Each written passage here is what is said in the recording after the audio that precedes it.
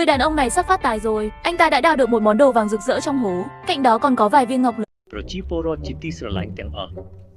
ក្នុងវេលាប្រវត្តិសាស្ត្រដ៏សំខាន់នេះយើងមិនចាំបាច់វាស់វែងអំណាចយោធាសេដ្ឋកិច្ចឬនយោបាយឡើយកម្លាំងដ៏អស្ចារ្យជាងគេរបស់ប្រទេសកម្ពុជាយើងគឺប្រជាជនទាំងអស់វាមិនមែនតែទាហាននៅខាងមុខទេប៉ុន្តែមនុស្សគ្រប់រូបគ្រួសារគ្រប់ផ្ទះសហគមន៍គ្រប់ទីកន្លែងគឺជាអ្នកការពារជាតិដែរនៅពេលជាតិចូលរួមគ្នាមិនមានអ្វីអាចបំបែកបានឡើយក្រោមការដឹកនាំដោយប្រាជ្ញានិងទស្សនវិស័យរឹងមាំរបស់សម្ដេចហ៊ុនសែននិងរដ្ឋាភិបាលយើងក្លាយជាមួយកម្លាំងមួយស្នាដៃមួយចិត្តដើម្បីការពារអធិបតេយ្យឲ្យភាពសន្តិសុខនិងអនាគតកូនចៅសូមចងចាំអ្នកណាបំបែកឆ្អឹងរួមគឺបំបែកជាតិអ្នកណាបង្កគំនិតចាក់ចេញគ្នាគឺប្រឆាំងប្រជាជាតិយើងមិនចាប់អារម្មណ៍ចំពោះការលំបាកយើងមិនថយក្រោយឡើយ